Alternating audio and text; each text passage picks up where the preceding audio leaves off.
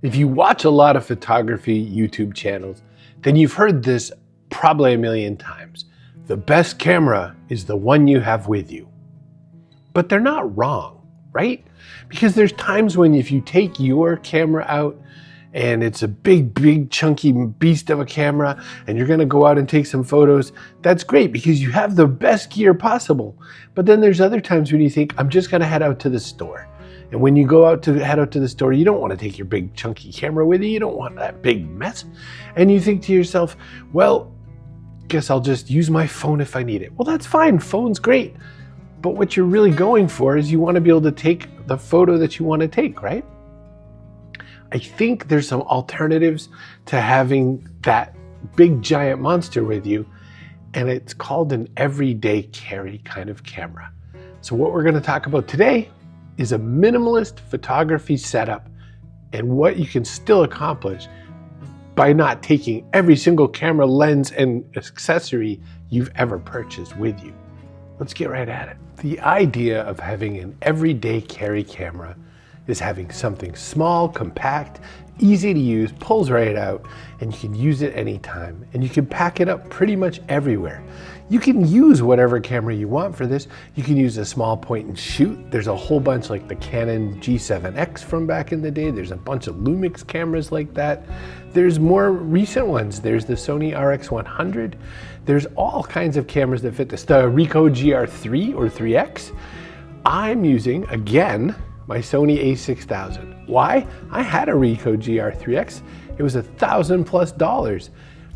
This is just fine, even though it's from 2014. It's 24 megapixels, it's interchangeable lens, and look what lens I have on it. Look at this tiny little pancake lens. Boop. It's so small. This is Viltrox, by the way. They make a really small lens called the Chip. It is a 28 millimeter f4.5. It only has one aperture size. You put it on, it's auto, you just shoot it, it shoots. So the essential point of having something everyday carry, this helps you keep up with this. Consider the alternative, and I'll tell you, I see this on channels like on Reddit all the time. I see so many people say, I went out and I bought the big guy. I got the big Sony A7 IV or whatever they think the ultimate camera is to them. I got the Tamron's 28 to 75 lens or whatever the equivalent is. And they're like, this is such a great thing. I can see time when I shoot it. And then you know what they do is they don't take it anywhere. I'm different. I love this camera. I use this camera every day, but I set up time for myself to go out and shoot every day. That's not everybody. Not everyone chooses to do that or has the ability or the faculty to do that. You might have a situation where you're scurrying between jobs or you've got a lot of other things on the go. You might need an everyday camera kind of setup. And I will tell you, between us chickens, I often have both of these cameras on me. I throw one in my jacket pocket, and then if I'm going somewhere to do photography, I'll have the big guy. But look at the difference in these. Look at the size. I've got a whole bunch of things to show you on the size, but they're dramatically different. One's a little tiny guy you can stick in your pocket, and one's a camera that says, I'm here to take photographs, please. So you have to pay attention to that. I think great gear is great, but a lot of gear can be a burden. There's something really, and I've heard about it in many ways. There's one in marketing for sure though, called the paradox of choice. And I forget where their study's from. It's the 1950s or so. And they figured out that if you give someone any more than two options, they will choose nothing because they get a little locked up on it. Now, in modern marketing, they sometimes do three options. Like when you go to buy software, there's the free one, there's this one, and there's the third one. That's the biggest one. And you know, you can kind of make all kinds of other sale options from that. But what happens if you have a lot of something? I have a bunch of vintage lenses. I have collected a bunch of different vintage lenses, all different sizes and varieties. I have zoom lenses. I have all kinds of prime lenses because those I prefer. I have all kinds of different types of gear that I could use if I want to go out. So imagine you're going to go somewhere. Imagine you're starting to think about what your gear is going to do for you. You can get really locked up. This is a true but third-party story. There was this fella on Reddit. He was talking about he and his wife and his newborn kid were gonna go to Disney, and he, non-humor, showed this backpack of his gear. There were 2 camera bodies, 6 camera lenses, all different kinds, 2 or 3 zooms, couple of primes, and a drone. He was gonna go to Disney and somehow thought he was gonna also use a drone to get some of his vacation footage for 6 days. 6 days, by the way, 6 days he had that much. He could have used a different camera body for 2 days each and kind of made his way through his kit. Cuckoo bananas. I mean, good for you, you do you. No judge, I am judging. I was gonna say no judgment, it's true, I'm judging. The Disney guy, that's pretty intense, but that's the paradox of choice, right? But then let's talk about the essence of this. What are you trying to do? What are you trying to accomplish? And what I've been showing you all along, my whole concept, this whole channel's idea, photography is meditation. We're looking through our lens, we're taking a photo, we're trying to take our hands off our phone, we're just shooting, right? We're just connecting, we're just shooting. And I think that when you think about that, when you think about what are you trying to do, well, then maybe you don't have to bring every single lens. I've got a real world example for me. Why don't we talk about that? Recently, I had a job opportunity for work, and it's not my job to be a photographer. Let's just be super clear on that. But they said, hey, can you come to a location? Can you take some photos of something for us? We just need some photos done. And I said, yeah, sure. So I brought my big guy because it was, you know, they wanted really high quality photos. They wanted it, this wasn't just me shooting for myself. And I brought 2 lenses total. I could have only brought 1, but I'll explain why really quick. This is the Tamron 28-75. This 28 is kind of like a wide angle lens. 75 is up to like a mid-size or almost portrait lens. I figured between those 2 distances, I could get all the kinds of shots I needed. It's a zoom, it's a modern zoom, it's kind of a crisp high quality. And I took my Soviet lens, the Helios 44M. And this lens, it is only 58 millimeters. It is, I forget what f-stop it is, like f2.8 or f2. And this is a very classic Soviet era lens. What this lens does is makes images look dreamy. That is the one thing I can guaranteedly do with this lens, is I can make something that looks very unique, kind of dreamy, adds a certain thing to it. This lens is modern and crisp, and I can kind of make some effects happen in the shot, but it's not the same experience. But I did everything I needed to do. I took very many photos for the boss with 2 whole lenses. Could have done it with 1, but I wanted a bunch of shots to look professional, and I wanted some shots to kind of look a little more artistic. And so between the 2 of them, I had everything covered. It was a very minimalistic setup. I took all of that, and I took 1 extra spare battery. Primary battery, spare battery, done. I did not bring a spare memory card because my camera, because it's a professional type camera, you know, like the prosumer style, it's got 2 memory slots. It's got 2 SD cards in there. So that's what I take when I'm gonna go do something kind of pro. But that's that kind of a project, right? That's that kind of a job. That's the tools for the job. Now let's talk about the essentials of an everyday carry setup, because it's dramatically different. This is, I've made so many videos about this. This is the Sony A6000. It's a camera from 2014. You get it for about $300, $350 US. It is 24 megapixels. It is not the best video camera, but it is a great photo camera. You can shoot video in it though. You can shoot 1080 if you want. It's got all kinds of modes, including auto, which is all you need if you just want to shoot something. I've got this really tiny pancake lens on it, but even the primary kit lens, this is the kit lens that comes with it, which is a 18-50, I think it is.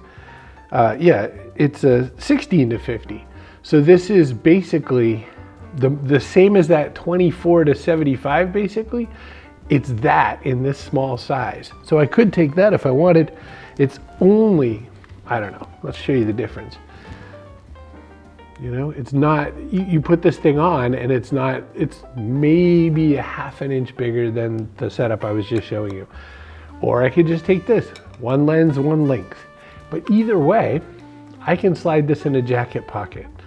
Not a pants pocket, but a jacket pocket. So to me, what you need for your everyday carry setup is you need a camera body, you need a lens. I'm gonna stick with this for this whole example. I'm gonna show you some photos I snapped with it too.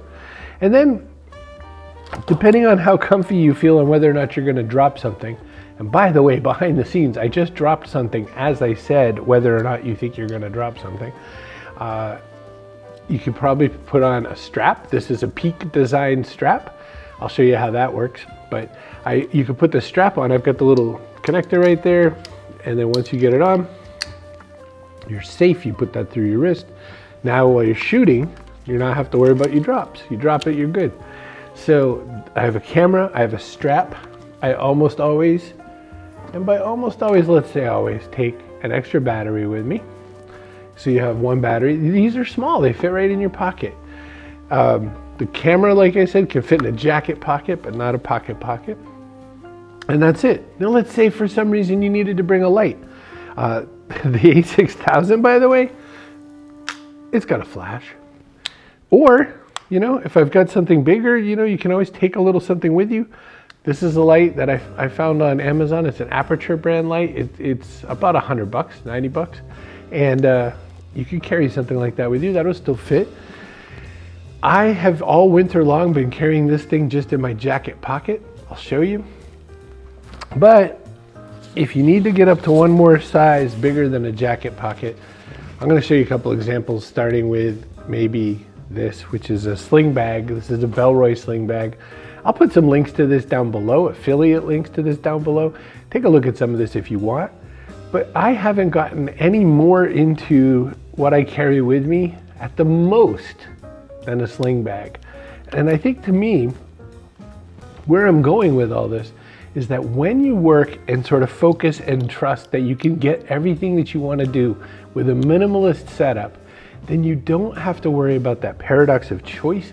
You don't have to worry about just how much gear you're going to carry. You don't have to lug everything in the world. You might even be thinking, why take the little guy if you're going to have the big guy out? I only have two thoughts on that. One is that sometimes if I'm out and I have both cameras, one is just if I have to really whip out of my pocket really fast to just hit a shot, the A6000 is just faster, easier to just hit a shot with.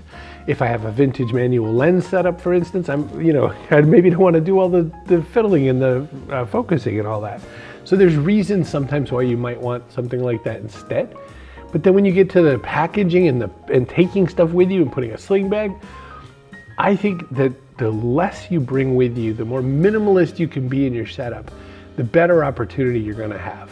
So on pockets versus bags, as the weather gets warmer and you're not going to wear a big bulky winter jacket like I am doing when I'm shooting this, I'm going to need a bag. Well, I've got the sling bag, that's fine. If I'm going to be out to like the beach or something like that, I could probably throw it in something really small. I have a little pouchy kind of a thing, but it's not ready for you. But I could throw it in that little pouch and throw that in my beach stuff. You know, you don't have to carry everything. To zoom or not to zoom. I showed you this, and this isn't, you know, there are some zooms that aren't so big, but this is a 28 to 75 zoom. This gets, you know, it's pretty good sized. So I think that you can do something with a zoom. Everyone thinks when they're traveling, well, I better take a zoom because I'm going to want to shoot this shot of like this very far away thing. I love shooting with zooms. I have a bunch of vintage zooms from Nikon. I think that there's some real great value and use for a zoom. The other thing is though, it's big. The minute you go to a zoom, you're going big. So I'm going to give you another possibility of what you can take with you. And I just have to find one part of it. Oh, there we go. So I'm going to give you another thing you could take with you instead, which is maybe what if you only choose two sizes, two total lengths to go with you, even if you're going to go traveling. So here's a crazy setup. Watch this. This is a 28 millimeter. So on a crop sensor, that means it's about a 35 millimeter equivalent. And this is a 50. Now this is a manual 50 made by TT Artisan. It is very small, it's very inexpensive, less than $100. Both these lenses are $100 or less each. So $200, you get two different lenses. This is a 28 millimeter, which goes up to what, a 35 or so? Well, so 28 and 14, 30, 42, 42. So almost a 50. And then this is a 50, so that goes up to 75. Those are kind of tight, kind of small. You know, you might want something a little wider. That's okay. I showed you the kit lens, wherever I put that. 16 to 50. This baby can cover a huge set of ranges. By the way, that's a zoom right there for you. That goes from 16 to 50, which is the crop. It would be 16 plus 8, 24. 50 times 50 plus 25, 75. So 24 to 75. It's the same as that big guy.